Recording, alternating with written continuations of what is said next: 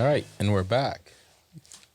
So last week, Shalise, you're back, returning champion. Thank you very much. I know it's been a long week for you already, but thanks for coming back. No problem. Last week, I want to apologize about something. Oh. And it was... Can we just state the date and time that Arnold Flowers is apologizing? Damn. Last week, we flew without a net. Yes. Which was fun and interesting. But, you know, we're back on script this week. I think that it was called out to me that in us flying without a net, I spoke a lot and I didn't give you an opportunity to speak. So I really hogged all the time. It was in the back of my head, but until somebody called it out to me. So that's okay. Again, I do apologize. We live and we learn. So, you know, for the two of you, this is the first time that I have both of you on here. People are probably saying, you know, why do you always have these two on here?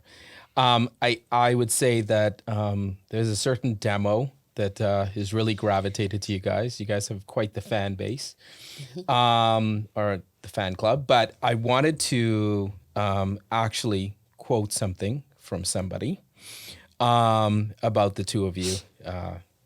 So, says, I like Shalise and Khadisha. They're both so smart, articulate, and emotionally mature, multi-layered, and funny. So, I would say that as a whole, I've heard that not only from Black women, but actually from non-Black women. So, so thank you for being on, and thank you for helping in terms of this. So before I start, tomorrow is Mother's Day. So I want to say a shout out to both of you who are raising fine sons. Thank you. And all of the women actually in my life who are raising fine sons. So you guys do a yeoman's job in terms of doing that. So appreciate.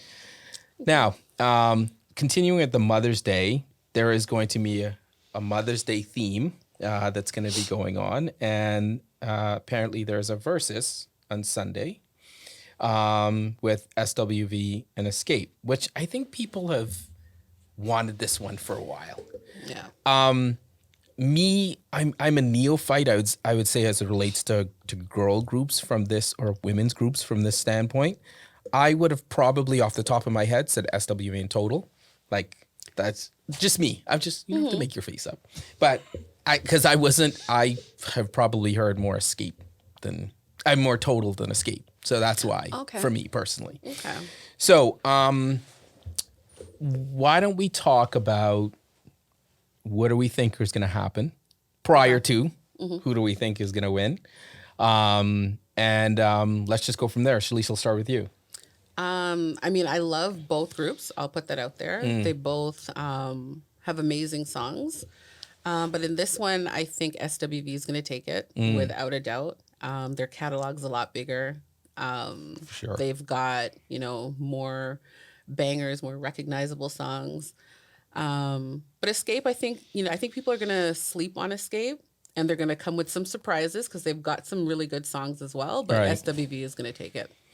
And the thing about it is I almost want to watch this now that I just mentioned that I don't know a lot of Xscape stuff. I almost want to watch it and not listen to their stuff and kind of see how much of it that I know. Khadisha. Yeah. I think that looking at these two groups, and even if you threw Total into that mix and TLC, it's the battle with the producers. Yeah. Because SWV had a lot of Teddy Riley and other producers, but Xscape was Jermaine Dupri's project. Yeah. Right. So I found that when you had the one mega producer, it kind of made a certain slant on a lot of their material in their library. So I was very picky with the Xscape hits I liked. Whereas SWV, because I think they used more a variety of different writers and producers. Okay. I actually gravitated to more of their songs. I still loved their Teddy Riley produced stuff Right. the most, but they still over the same amount of albums. Say if you took their 3 biggest albums each. Yeah. Still more, I preferred the production and everything more on SWV's end than Xscape. And I think it's because Jermaine Dupri was such a heavy-handed producer with them. So he made his mark on their music more. And I didn't even think about, because, you know, as you say that, I didn't even think about that. And I hearkened to one, like, hip-hop album, like Nas's first album, Illmatic. Like, he had so many different producers on there. And I think that's kind of what made it great. Yes. In terms of the whole piece. Yeah. And it's interesting on the producer theme. It always seems that when we're having a conversation, it's like a premonition of a conversation I would have had like the week before. But on the weekend, you know, it was, you know, 90s weekend, 90s slow jam weekend. And when I was like listening to like a Toni Braxton song, it was like, okay, anybody could have sang this, or like a, you know, like in terms of LaFace, like, you know, and it was like back then, who was it? LaFace, it was Jimmy Jam and Terry Lewis, and it was like Teddy Riley. Like, who else is out there in terms of the 3? Well, Jermaine Dupri, Bad Boy produced Total. And then you have Jeanne. Like there were, and then there were groups like Say Jeanne and En Vogue who used multiple producers, right? They didn't. Wasn't a particular sound. Yeah, they with that weren't producer. exactly. So I think that also colors the type of production, right? So, you know, you talk about Jeanne, which I think they had maybe what? 2 albums. Good album though? No, they had bangers on both. 2, Yeah. Because I liked their second album. I still remember songs from it. Yeah. Yeah. So can you think, Shalise, can you think of another group that, you know, would be in this genre that, you know, we didn't kind of call out? Because we talked about Total a bit. There's Total. I really loved Brownstone. I thought they were a little bit underrated. Grapevine was a nice song. Yes. They were belting it out in that song. Oh yeah, and they could sing. Ooh, the last part of that song? Yeah. And they were produced by Michael Jackson, right? They were Michael Jackson. Really? Well, he was the one that signed them, if I remember correctly. So there was a lot of expectations for them too, right? Yeah. I loved Jade. Yeah, I was gonna say Jade is another one. Don't Walk Away. They had a lot of great songs. They had a lot of great songs, but basically one album, and then it was singles. Because the other thing too is what made, there were so many of these girl bands. So it was hard to have more than one single. And we're talking about the notable ones. But there's groups that literally had one song, whether it was Good Girls, Black Girl, like all these little one-hit wonders. But if you played their song, you would swear, oh my gosh, like I really loved this song, but it was one song they were known for. And one group, I was scrambling to look for it to bring in my first prop of the podcast, but I couldn't find it. Do you guys remember Moke and Steph? Yes. He's mine. Let me tell you something. That was my jam. That album, y'all need to check that album. no, it it's was not on Spotify. That album It was a great album. bangs. Yeah. So, that's definitely a good one. So I think we kind of started talking about SWV because there was a certain song. A bunch of songs. Yeah. Yeah. A lot of songs. Shout out to Very Smart Brothers. But what is the song that we're talking about that is a song that would garner controversy probably today? All of them. You're the one. Yeah. Anything. Anything was a big one. Yeah. So how did they get away with this trifling yells? How did they get yells? I'm so into you. Yeah. Yeah, Cheating it song? always sounds Yeah. like you're not, like they're not into necessarily them, but they're going to change your mind. I'm going to change your mind and make you like me. That was so much the MO of their music. You didn't think? No, it's true. That was their jam. So how did that work for everybody? But I feel like you put a nice beat on it, and people get lost in like It's smoothed out. It's smoothed Yes. out, right? So Yeah. you're not even really paying attention to what they're saying, and it was very tastefully written, where it wasn't like overt in your face, like, no, I'm going to take your man. I'm going to do this to him when I get him. It was very, very, covert. But when you guys were listening to them, did you like clutch your pearls? No. because the beat was You so got good. lost in the music. You didn't even realize like that was the message until you get older. You're like, wait, hold on. I wasn't listening to the lyrics. I was singing them, but I wasn't paying attention because the beat was good. And then, oh my gosh, a remix? It was even better. It's true. And I think, did you, right here, right? The Human Nature remix. Like, did you think that revived Human Nature, or did people listen to Human Nature and say, oh, this is good? Like, what do you think happened? Did people go back to the Michael Jackson one? Well, listen, Right Here was a good song before that remix. We'll never remember it because nobody remembers it. That would be a whole episode on remixes that obliterated the original song. That would be up there because can you remember the original? No. I even forgot that wasn't the original. Right? But it's true. I forgot. Like, well, it's you could say the same with Biggie and One More Chance, right? right. A lot of Exactly. people don't know you that mentioned original that, song. yeah. exactly. Yeah, and just on that piece in terms of the cheating jams, I mean, like when I was thinking about it, there's a song that was like a big tune in high school, Shirley Murdoch, As We Lay. As we lay. And a woman. And I was like, this is a great song, but I'm like, this song is so foul. I'm so conflicted right now. And then Kelly Price did it again and made it popular again. That's right. Yes. So what happened then? So in the early 80s, late 70s, we would actually be like, ooh, this is a song, but we stopped being subtle about it. And in the 90s, we were like, no, I'm going to take your man and not care. It seems like it was a little bit of a shift. Like, but even if we go back to the 70s, Billy Paul. I was listening to that on the weekend, Mrs. Jones. Yeah. Got a thing going on. Always been and there. it's like it's smoothed out. Right. And you don't realize, like, wait, what? Hold on. When you actually sit and listen to it, you're like, oh.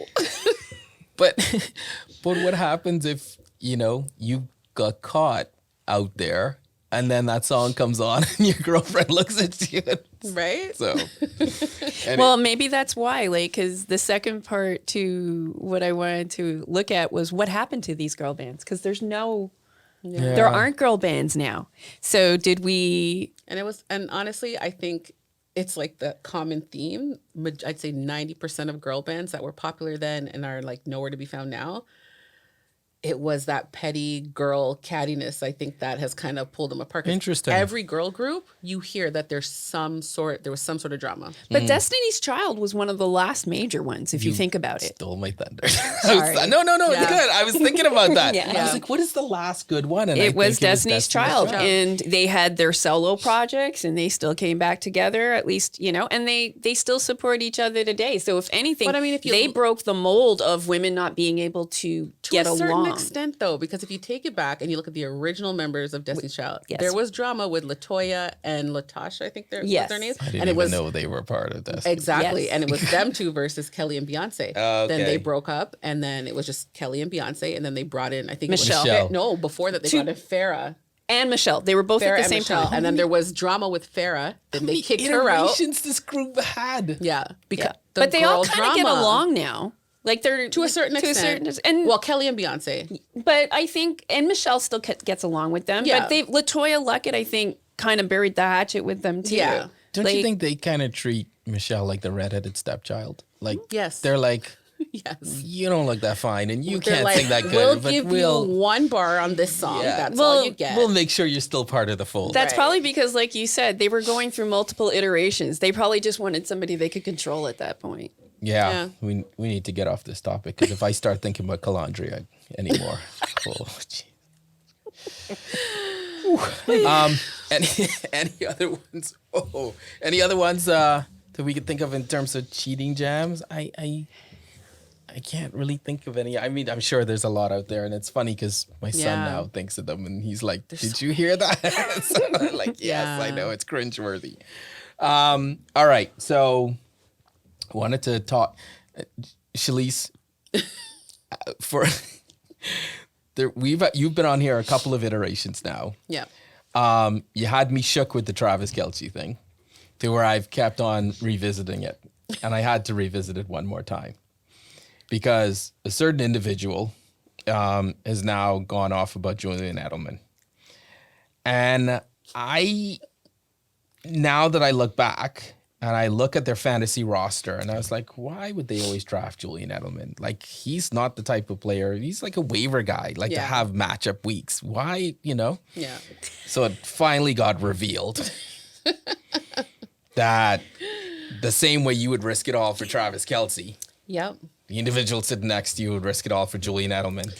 Should I give the audience a while, just a second, Yeah. so they Let can it soak in. Google Yeah. And This- then once you Google it, let it soak this in. little angry dwarf? Yeah. Like, Who catches a lot of touchdown passes. he's a little route Catches a runner. lot of touchdown passes. Literally. So you've talked and told us and taken us through the Travis Kelce thing. Yeah.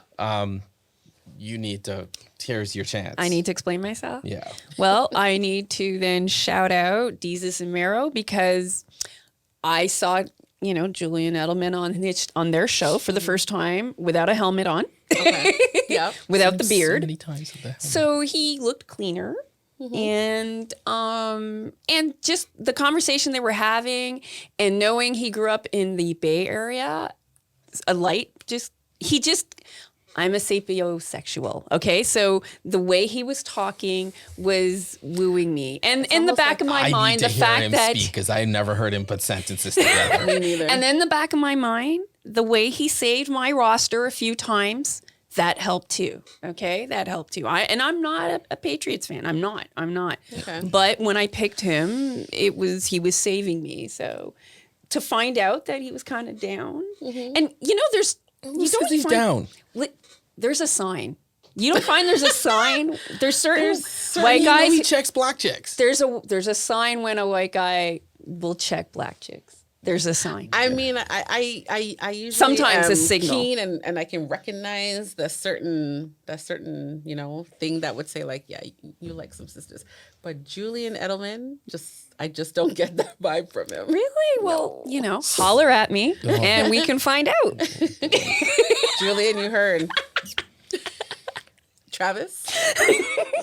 So why do you have an issue with Travis Kelce? You don't have an issue with the Chiefs the way I don't like the Chiefs. but you don't hate them. Chiefs.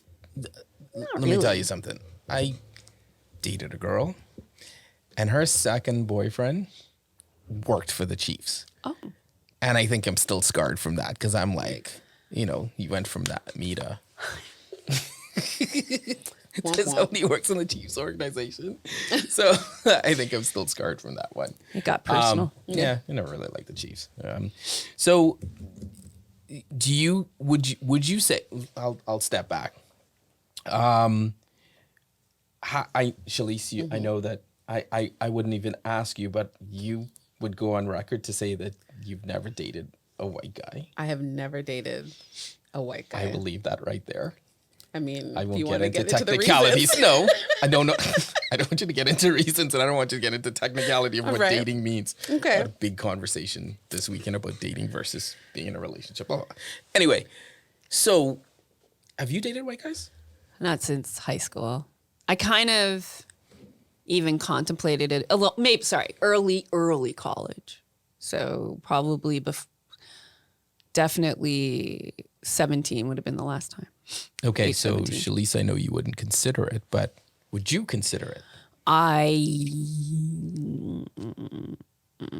There's so many qualifiers they would have to hit for me to consider them. But I am open sometimes. Oh, Jesus. So No, I don't know. Like I say I'm open, and yet I never cross through it. So just because I say out loud I'm open to it, doesn't mean anybody who swipes on me, I'm actually gonna follow through. And well, that's what I was going to ask you because like, you being on Hinge.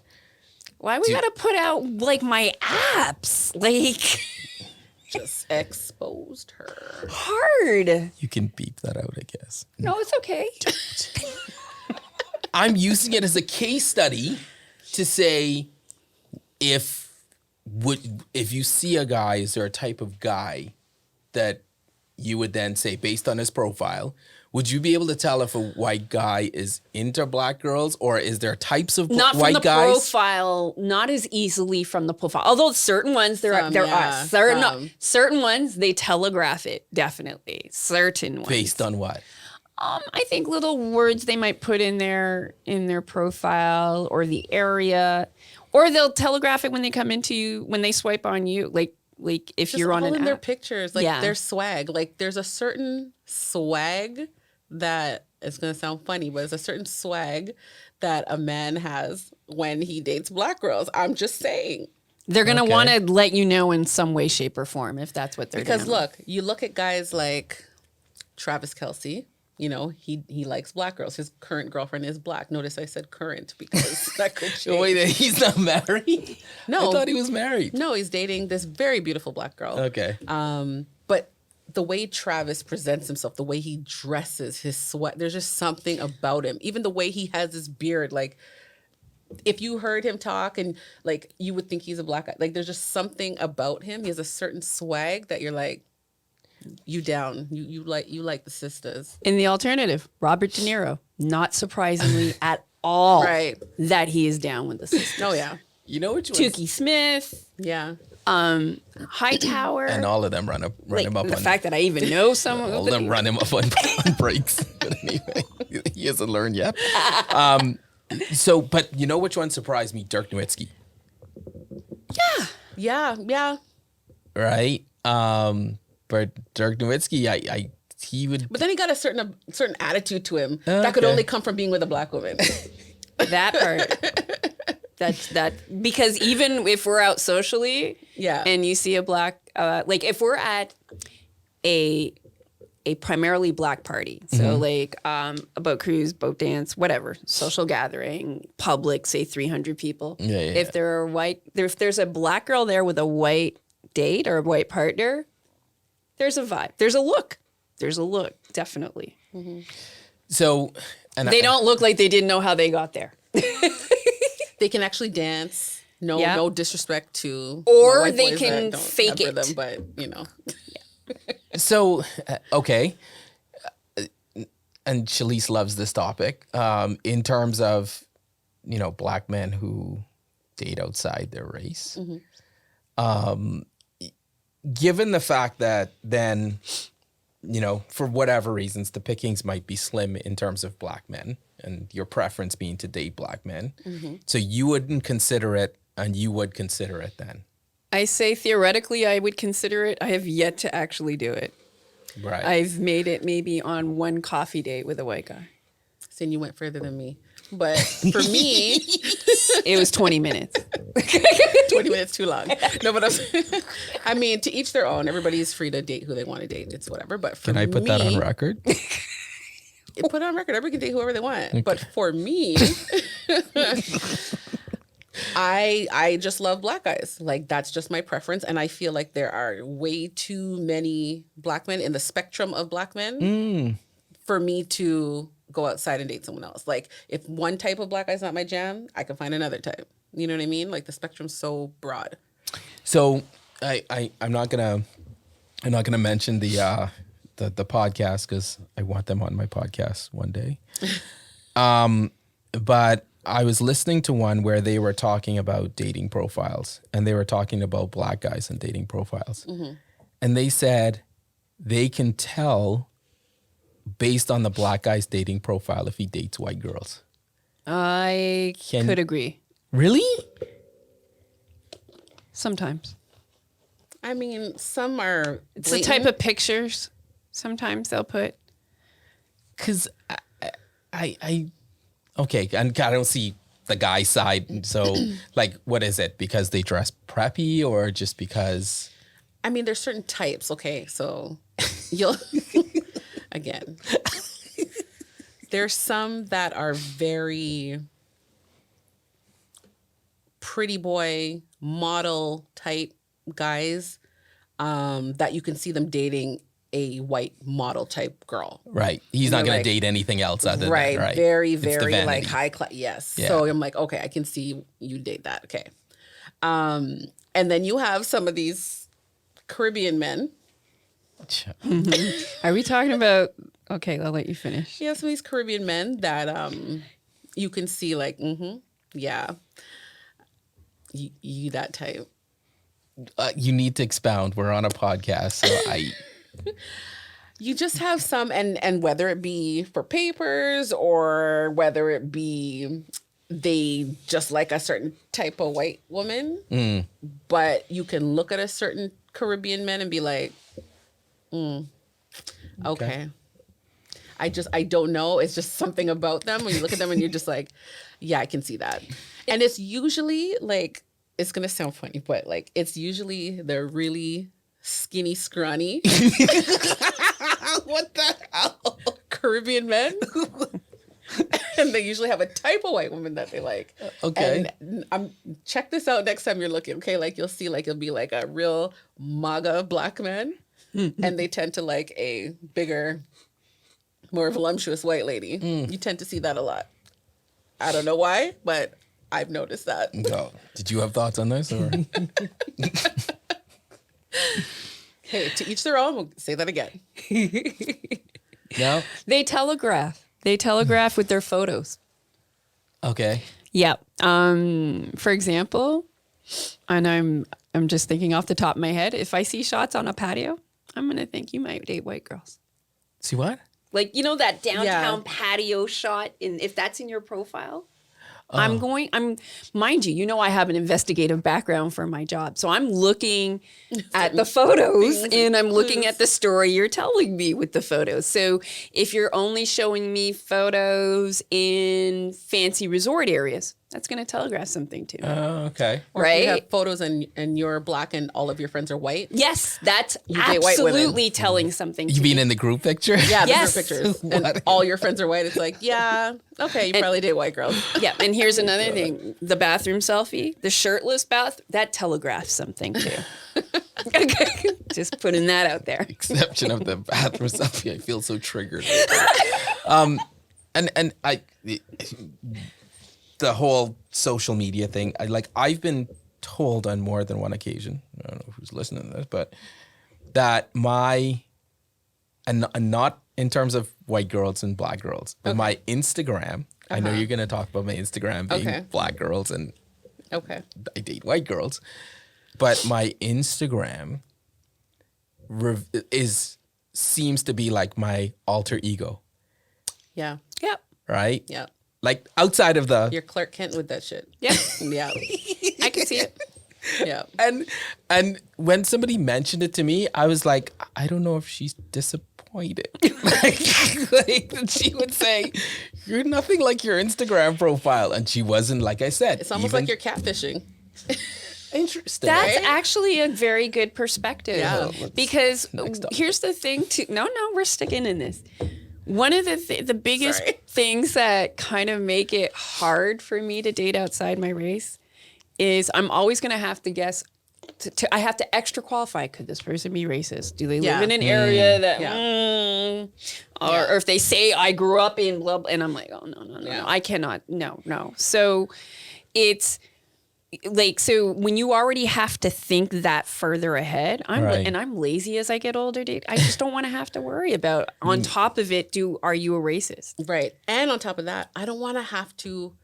There's a certain level of comfort when you're dating within your race because there's Right. certain nuances and things that you just know and you just get. Right. I don't want to have to explain to Edelman why I go to bed with a bonnet on. I don't want to have to explain, certain things that when you're dating someone who is a part of your race, they just get because they've been exposed to that. They may have a mother or a sister. Well, they obviously have a mother, but they may have a sister that they've seen do these things and they're like, okay, this is normal to me. This is natural. But somebody who's not within your race, they might be taken aback like, why do you do that? Like, what's up with that? And me having to Okay. explain like, okay, this is why we do this type of thing. But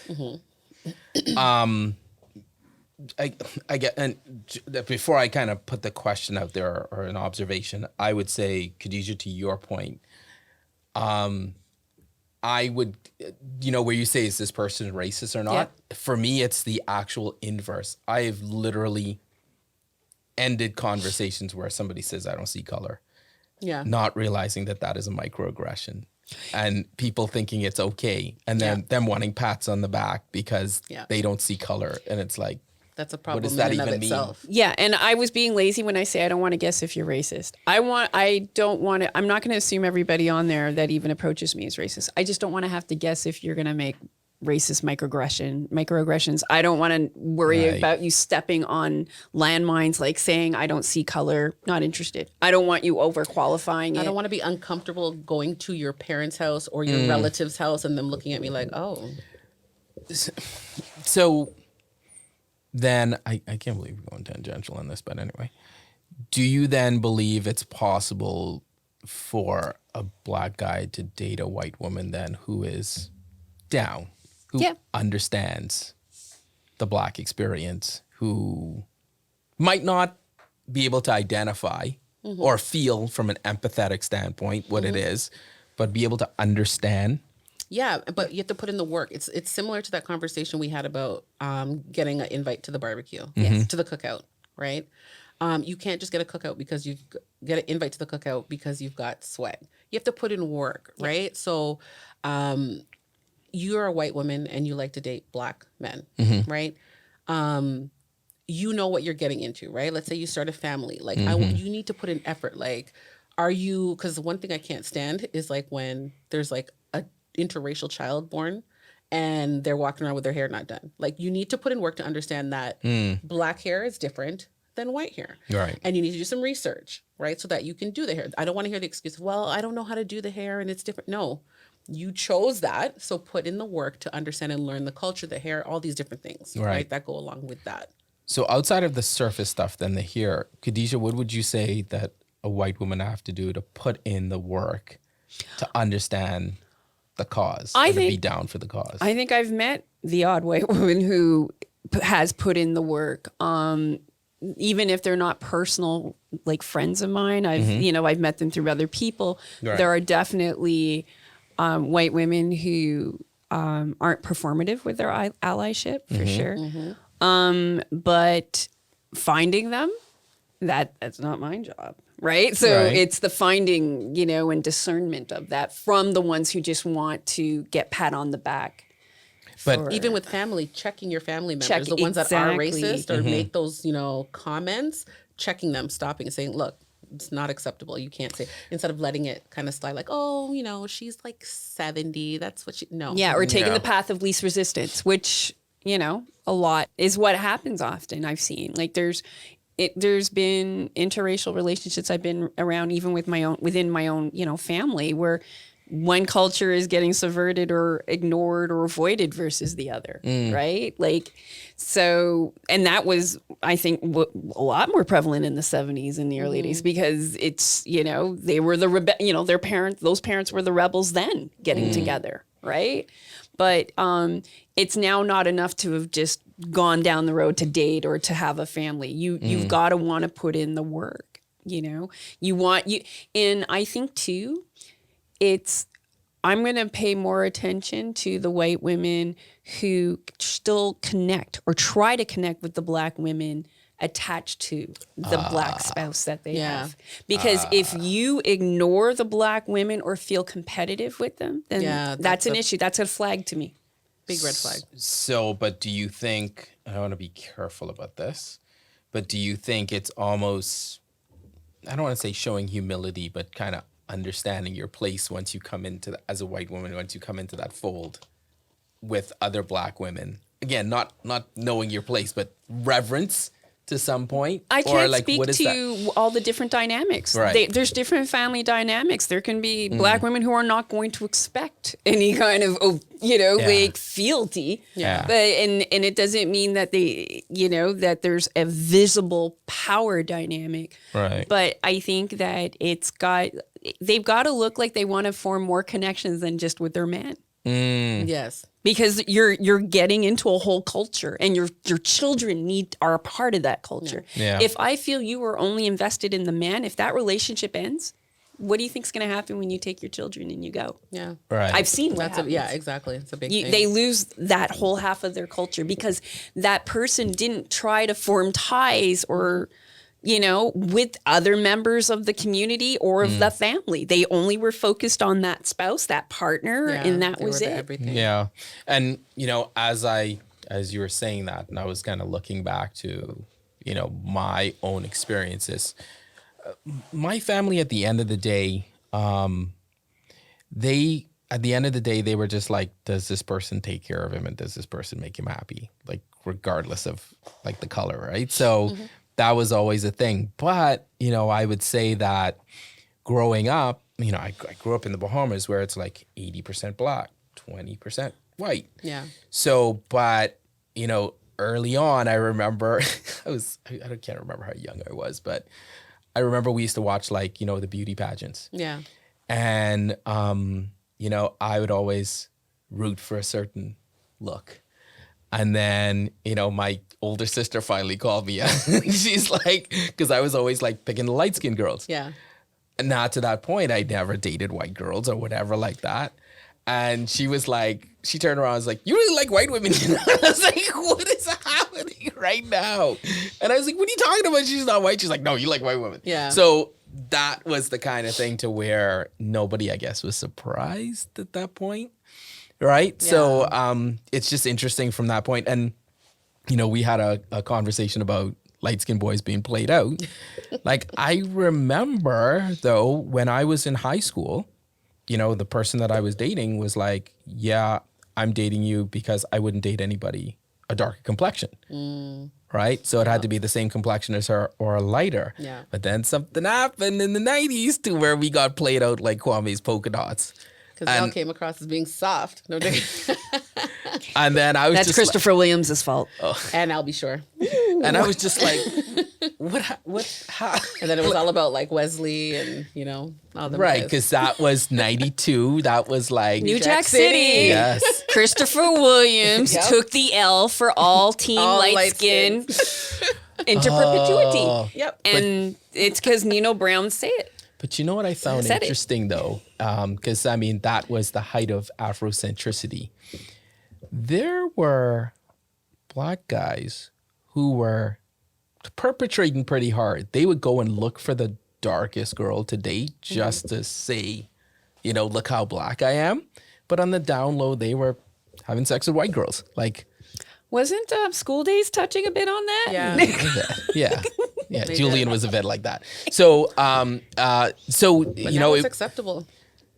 say again? I said, but nowadays it's like acceptable. It's more, I feel like it's more acceptable. It's more tolerated for black men to date white women as opposed to black women dating white men.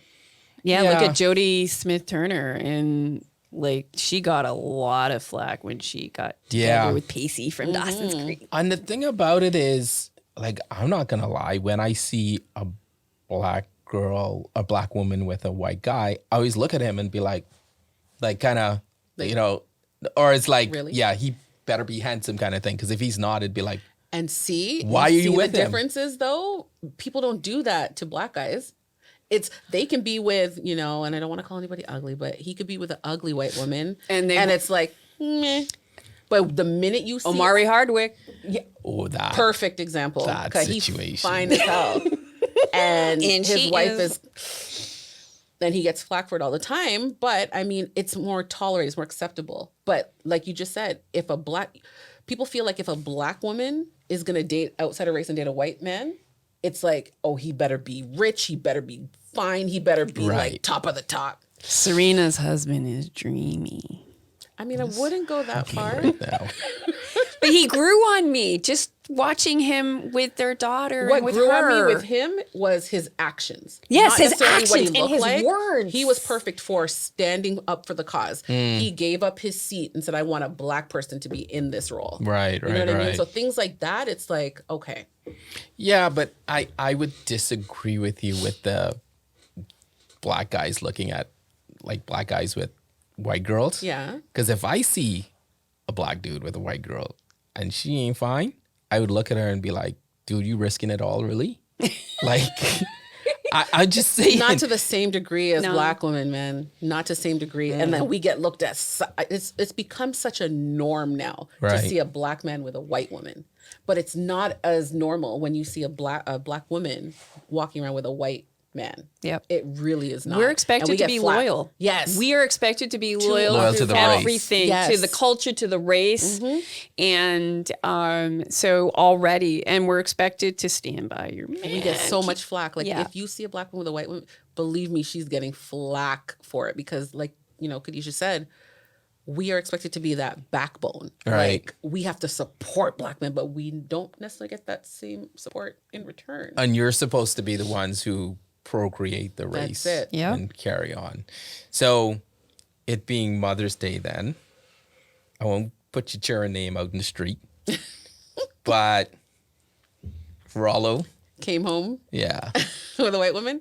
I mean, at the end of the day, any parent just wants the best for their child. They want to make sure that they're happy. So if whoever he's with, if albeit black or white, if that person makes him happy, more power to you. Do I have a preference? Would I prefer for him to be with a black woman? Of course. But it is what it is. It's his life. As long as he's happy, then that's what it is. As long as he is not anti-black women. Yeah, That that's a is good point, too. extremely important to me. Yeah. I am fine with him loving whoever he loves, but it cannot be because he does not find black women attractive or he thinks that they are not, good enough for him. Yeah. Yeah, that's a great point. Okay. That's a great topic. Oh, and Go ahead. I'd like to shout out your mom. She created you. Raised a great man. She raised a great man. So She did. Thank you very much. Just take the love and appreciate it. Okay, Yeah. But my older sister, who called me out on that crap, my mom died when I was 17. I'm 52 now. My older sister, love her to death. She's been my mom. As a matter of fact, I tell this story often that from born to when I was about 3 or maybe 1 or 2, my sister, who is 10 years older than me, spent so much time raising me that my mother decided to come out of the workforce when I started calling my sister mom. So my sister had to grow up early, Yeah. in Toronto, coming from the Bahamas at 10, 11, 12, 13 to raise me, Yeah. right? And we've always had that affinity. We've always had that closeness. And she is the only person in my life that I have never raised my voice to or said no if she tells me to do something. To which, women then look and say, show me the power, the magic elixir to make this man behave. And she's like, I'm the only one who has the power. Right. So, but she would, as opposed to coming at me, because she knows I don't react to somebody coming at me and I'll turtle. She will just say, here's what I think you should do. Here is the expectation. And then she just leaves it out there in the ether and lets me sit in my uncomfortableness. And then I don't acknowledge that she was right. I just make the decision. Right. And then she kind of goes from there. So she knows kind of, the pieces to push. All right, so thank you. Great conversation. So I want to talk about Malcolm and Marie. And I was literally having this conversation with Diara, actually, this morning. But we were talking about something else, and we kind of circled back because we were talking about John David Washington. So this movie, to say that this movie is triggering is an understatement. Yeah. I know somebody who stayed away from this movie just because for peripheral reasons, having triggered, from it. And I was like, no, let's sit down and watch it. Yeah. So we sat down and watched it. And then she's like, actually, this was actually a really good movie. Like it resonated. Like I've seen and I felt that. Yeah. So, I wanted to, I'm not going to insert my commentary yet. Okay. I want to hear your thoughts, in terms of the movie. And Khadisha, I know you said you kind of remember some stuff. No, I'll be okay. I don't know if okay. I'll jump in. I don't know if it's like trauma that then you just purge it out of your head. No, I'm sure Shalise will trigger stuff that I want to comment on for sure. So, why don't you talk about why the movie resonated with you and why you enjoyed it so much? Yeah. As you said, it was definitely triggering. Like it was definitely triggering. So I think, once you kind of got past that or were able to sit with that uncomfortableness of all of that, it was a deep movie. It was deep in the sense that they had this really weird codependency on each other. Toxic codependency. Yeah, it was really toxic. And they needed that. Like they fed off of each other. And it was toxic. But it unveiled so many different things about each of them, right? The cinematography was great in it. Oh my gosh. The fact that it was filmed in black and white was amazing. The music was amazing. There was just so much there that just made me fall in love with it. But it was toxic. It was triggering. How many times have you seen it? I'd seen it twice. Okay. Yeah. I think I've seen it 4 times. Yeah. Holy. I'm going to watch it again tonight now. There's always something else. Something new to There's learn. always something else new that I see in there. Yeah. From a cinematography perspective, not from a dialogue perspective. Doesn't it feel like you're pulling off the Band-Aid over and over again, though? No. It would have if I wasn't comfortable in my feelings. Yeah. Good point. Right? Mm-hmm. But because I'm comfortable in my feelings in terms of knowing and acknowledging of that's how I was and how I've been in relationships. Mm-hmm. Because the thing for that movie for me personally was I had already known, I guess in my terms of my journey of kind of self-healing and understanding what are the things that I did wrong in my relationships, I went to a point where I started over-indexing to where it was like everything was my fault. And then I had to kind of come back to the center, right? Yeah. So because because it was a situation where I was like, okay, sometimes it's my fault, sometimes it's their fault, sometimes it's the stuff that happens. When I saw it, I was like, this is crazy because, I would say I've been in probably 4 long-term relationships since I've been divorced, but there are elements in it that was like, oh yeah, I've had this argument. I've said those things. This has been the situation. This has been the situation. So for me, it was like, wow, I can't even say that it's been those 4 people. It's been me that's been that. So it was cathartic from that standpoint. But if I was still in denial, then I probably would have put it down and just like said, okay, that's a bunch of bunk, or, ooh, that was interesting. But again, I have learned to live in my uncomfortableness because that kind of helps me to grow and say, if I notice it, I'm not gonna kind of go there. Right. And it's always different looking at it from the outside in, right? Like when you're in it and you recognize those behaviors, it's like you're in the heat of it, that's what you do. That's how you react to things. When you take a step back and you're looking at it and someone else is in it and you're like, damn, is that how I was? Like, And I think that's why I struggle with rewatching it. When I first watched it, I was like, I got to watch it again and again and again. And I'll probably go back and watch it now because I probably just left it emotionally. Yeah. But one of the things that I keep coming back to is I look at that situationally and I'm like, could I come back from that? And I keep coming back to no. I don't know that I could. Yeah. I don't. And then I get introspective. Like, is this why I'm single forever? Because I couldn't come back from that. Yeah. Is it, and is this ego or is this self-love? Because I struggled with both while watching her because I completely got how she felt. Right. But I also wanted her to own it. And do something with it. And yet I was fine with not knowing in the end what ended up happening. Yeah.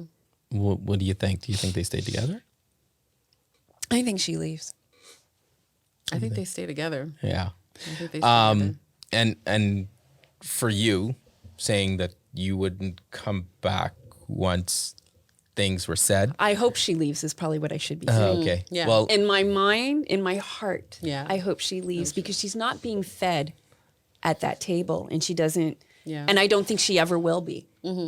That and that's what was triggering me was that I knew what she was struggling with, Yeah. and I don't feel he can give that to her. That's not their dynamic. right. But again, I think, yeah, you wouldn't be able to come back from that because in the immortal words of young Donovan, words matter.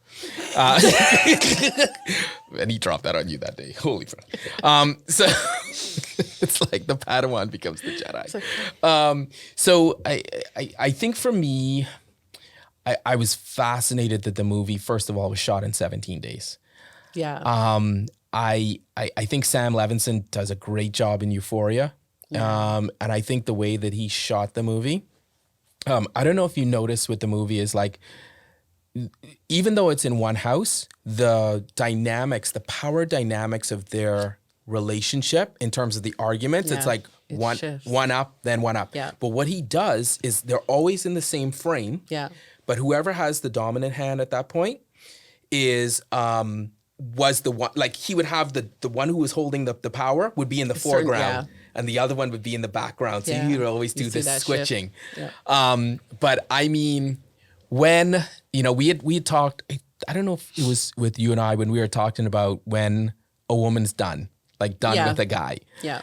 When she said to him, when he's on his knees and she said, you want salted or unsalted butter? Right. I was like, bro, Well then. she's not even thinking about her feminine wilds anymore at that point. all.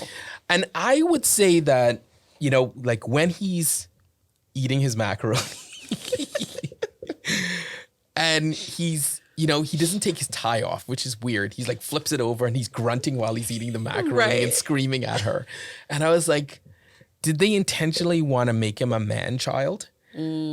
Because there were he had major separation anxiety issues. Like when she just went outside to pee, Yeah. he was like, Marie, Right, yeah. Marie, right? When he woke up in the morning, Marie, Marie. Yeah. But I mean, I think the movie, when I kind of saw it the first time, I went on Clubhouse all weekend and listened to everything that everybody said. But then I started going out to my friends and I'm like, you need to watch this, you need to watch this, you need to watch this. And some people were like, 10 minutes in, they were like, I can't watch it. But I think it's a certain personality of people that avoids conflict. Yes. Yeah. Right. Yeah. And they just don't want to have those conversations, or they might be in marriages that are That are like that. not necessarily like that, but they don't fight like that. Yeah. Yeah. And they can't even fathom how a relationship like that could exist. Yeah. So, but yeah, no, I think it was a really good movie. Anyway, Yeah, it was good. so I wanted the last thing I wanted to talk about in our last 5 minutes.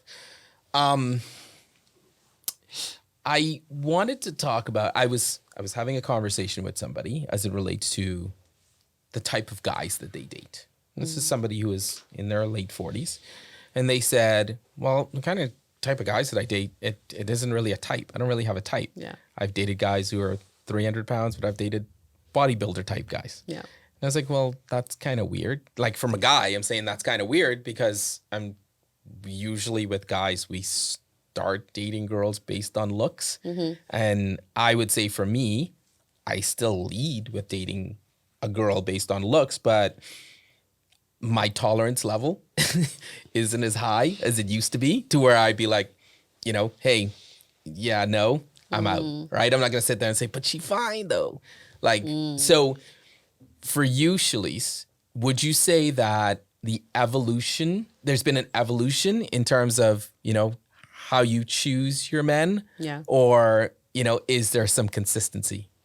I definitely think there's an evolution. Yeah. I think in my younger years, when I was in, my 20s, I was, obviously looking for, I want that guy who's fine. Like, that's all I cared about. Because at that stage of my life, I wasn't thinking about the future. I wasn't thinking about a family. I wasn't thinking about getting married, kids. being financially stable, none of Right. those things, right? So I was just like, oh, he's fine, and I'm trying to be with him and trying to get some, and that was it, right? But I find as you get older, that changes. There's a bit of a shift, right? Because you're now starting to think about different things. You're trying to think about, I want to get married, or I want to have children. I want to invest. I want somebody who is financially stable, emotionally stable. So where it was all about looks, that starts to change, and you start looking for someone who has those other things and qualities that you want. So you would say, so I shouldn't be surprised if I see you end up looking with an average looking dude. Don't be surprised. Okay. I mean, because obviously there has to be an attraction to someone, right? In order for you to start talking to them. That attraction can leave very quickly after a few conversations, and you're like, okay, there's nothing upstairs. Right. I'm done. Whereas when you were younger, it didn't matter if there was anything upstairs. It was like, you fine, and that's all that I need. But yeah, I mean, you might find somebody now and you're older who is average looking, but has everything else you're looking for. Right. Right. And you're willing to make that compromise. As you get older, there's the compromises, the shifts that happen. And I think that's okay, right? Depending on what you're looking for. Okay. So Khadisha, you had mentioned earlier that you are a sapiosexual. For those who don't know what it is, you might want to explain it. I'm told that it's people who are attracted to someone's intelligence. And for me, that translates through conversation and personality. So you basically have to talk your way into my attraction levels. So with that being said, you would, if you met a guy that you then had great intellectual stimulation with, and he's average. Then the personality has to carry me. Okay. And would there be anything else that you would look for, or just if he can carry a conversation? No, it's not. It's actually, that's too simplistic. Right. And that's what I was trying to yeah, ask. no, I would say it comes down. I'm looking for compatibility. Your looks makes no difference to me, because if I can't stand you because we don't get along, what the hell is the looks are gonna do for me? Yeah. Like, Right. You look cute, but I want to punch you in your throat. No, Right. like every time you open your mouth. No, it's just not gonna appeal to me. Right. Right. You wake up in the morning and choose violence. I don't want to understand. Much like you do. I didn't say it. Just saying. Shalise said it. Listen, there's times where he wakes up and like he chooses violence, and like you'll say something, and then his response, you're just like, whoa. Who, me? Y'all really having a conversation like I'm not here right now. You're just like, okay. See, I never had to deal with you in that kind of. You see? Okay, this is a perfect time to end this. Any closing thoughts? Actually, did you watch last week or no? It's okay if you didn't. No, I haven't yet. Okay, so we had talked about ethical cheating and pick me girls. Which I know is in your wheelhouse. It's a wheelhouse I study and from a distance. It's not my wheelhouse. Distance. No, I'm not saying it was wheelhouse like you're a pick me girl or Yeah. you're into ethical cheating, but did you have any thoughts on On those? ethical cheating? Just, yeah, they could be quick hitters, but I just no, wanted to give you an opportunity. Is there ethical cheat? Well, I guess it's true polyamory would be the same as No, because what we were saying is if you're dating a guy and a guy says to you, hey, just FYI, I'm going to cheat. He's telling you he's going to cheat. No, but we're dating. If we're just dating, You're in it a cheating? relationship. Oh, Yeah, He like tells me in our relationship Yeah, he's like- gonna Yeah, cheat. That's your that's his man. thing. That's his decision. Yeah. That's his thing. And some women are okay with it. That's where we were going. They feel like they're okay with it because he's being ethical in the sense that he's Can I come cheat to you? you, and I mean, y'all would have to work that out. But No, like if it's negotiable for them, it has to be negotiable for me because I'm all about equity.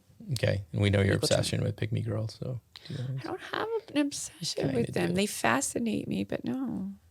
it's kind of the same thing. Anyway, all right. So I'm going to let you off the hook with that.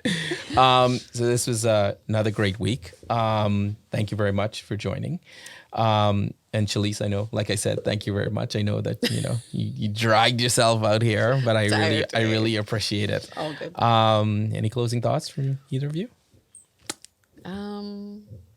No? No. Okay, good. So you're not gonna shout out Travis Kelce and say like you got next? Listen, I already said, currently he's in a relationship, But but what- I mean, Travis, things don't work out.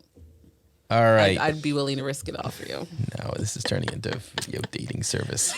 All right. So for another week, we're signing off. 1990 Studios, the where it's at. Hey, Chris, I was told that I can't call you Jamie anymore. So, because, just want to say thank you. I don't know if you noticed, but I went on Instagram and now all your locations are tagged. So tagged all your locations. I got you, man. So for another week, signing off. See y'all later. Bye.